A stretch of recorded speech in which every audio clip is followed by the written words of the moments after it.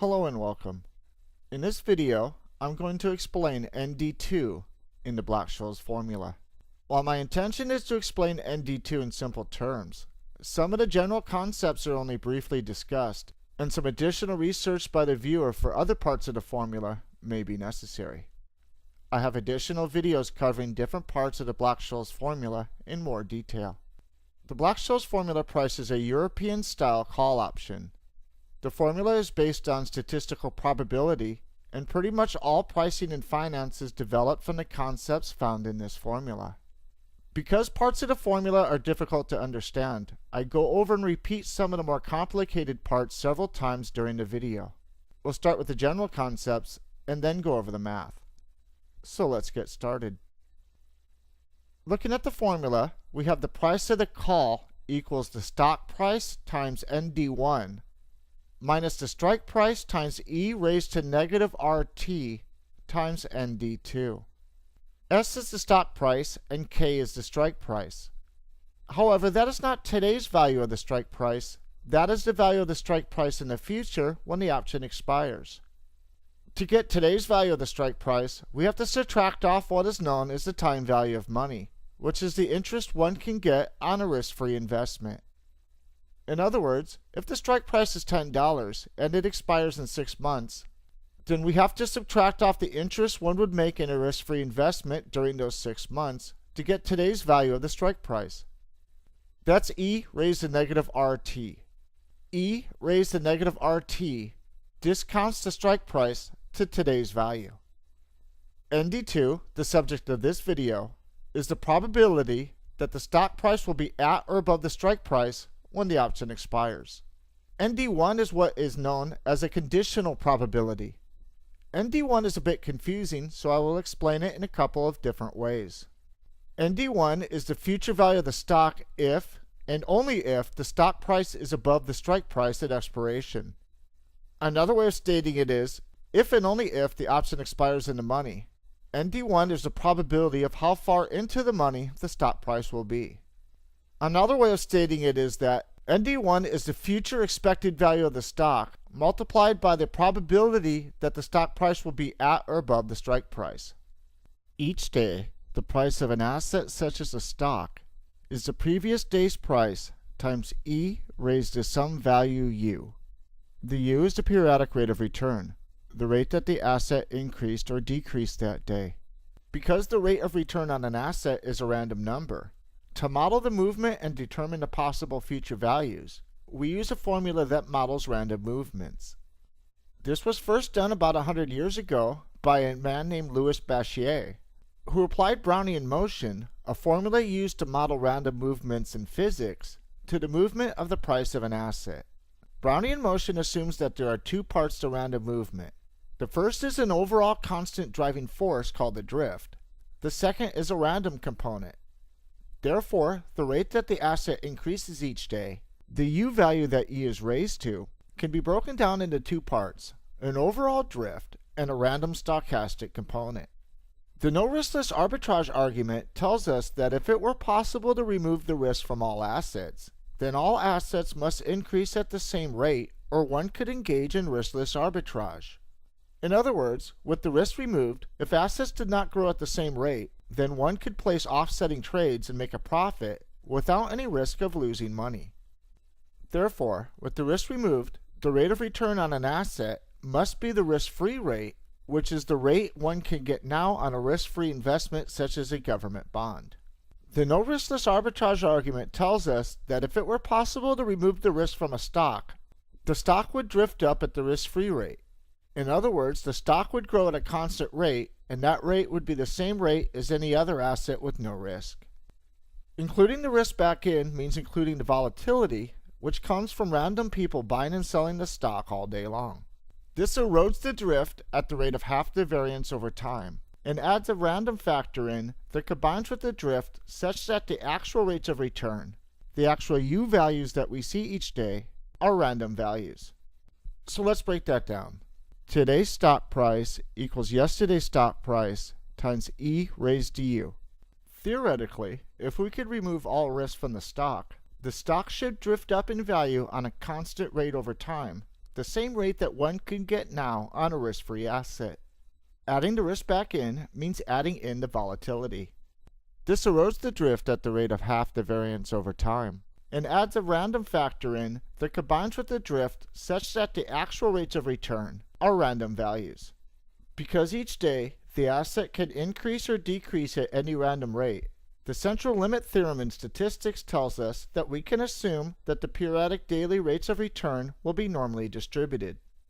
In other words, if we make a graph of the periodic daily returns, and we graph enough of the periodic daily returns, we assume that the graph will form a normal distribution bell-shaped graph. For an example, I have here a histogram graph of the periodic daily returns for GLD, the gold ETF. Graphed are all 2,239 periodic daily returns covering the entire life of the asset. As you can see, while not a totally perfect bell shape, the curve does resemble pretty close to a normal bell. This means that we can assume that the rates of daily change of price in the future will also be normally distributed. In other words, the graph of possible future periodic daily rates of return is a normal distribution curve using the drift as the mean and using the historical standard deviation as the assumed future standard deviation. And that's Brownian motion in the Black Scholes formula. The drift, which is the risk-free rate eroded by volatility at the rate of half the variance over time.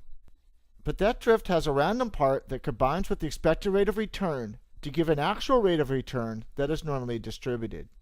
In short, Brownian motion means that if we graph the future periodic daily returns, we assume that the graph will form a normal distribution bell-shaped curve using the drift as the mean and using the historical standard deviation as the future standard deviation.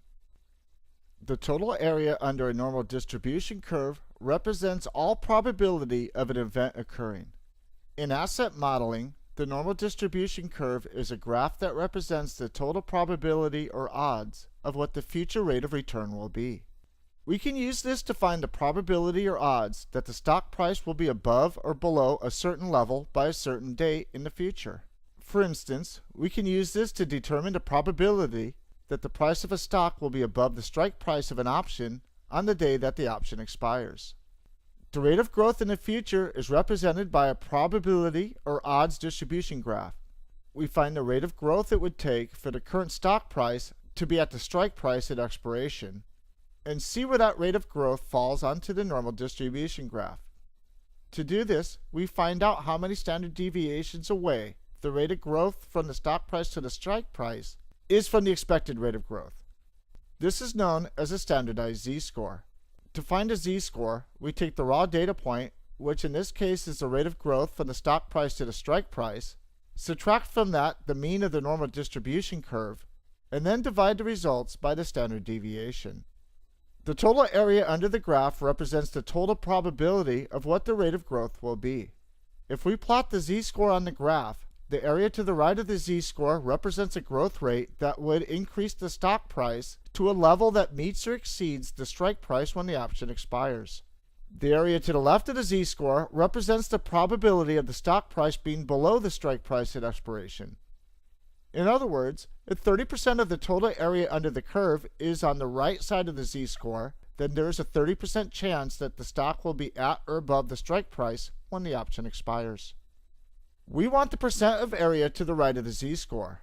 NZ-score gives the percent of area to the left of the z-score in a normal distribution curve. Because a normal distribution curve is symmetrical, we can find the percent of the area to the right of the z-score by finding n negative z-score. Therefore, D2 equals negative z-score, and ND2 is the same as n negative z-score.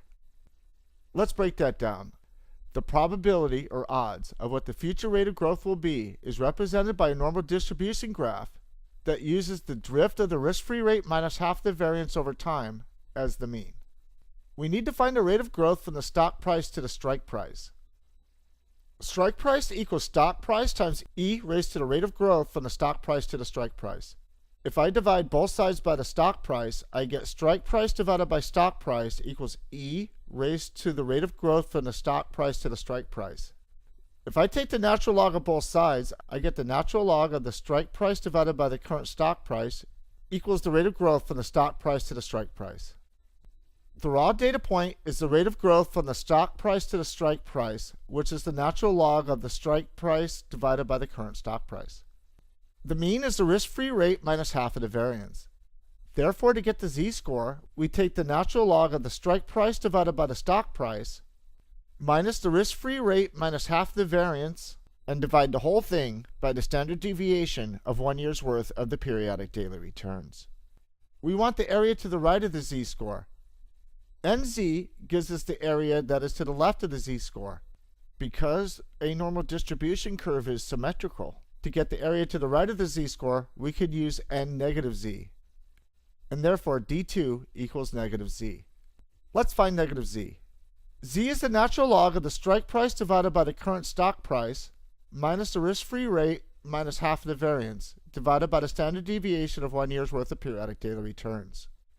We can rewrite the natural log of the strike price divided by the stock price as the natural log of the strike price minus the natural log of the stock price using the laws of logarithms. If I take the negative of z, I get the negative natural log of the strike price plus the natural log of the stock price plus the risk-free rate minus half of the variance divided by the standard deviation. I can rewrite it to get the natural log of the stock price minus the natural log of the strike price plus the risk-free rate minus half of the variance divided by the standard deviation. I can rewrite the natural log of the stock price minus the natural log of the strike price as the natural log of the stock price divided by the strike price using the laws of logs. And that brings us to D2.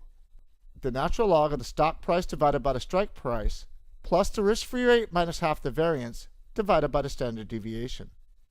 To find ND2, we can use the Excel function equals norm s dist negative z-score. Let's put it all together.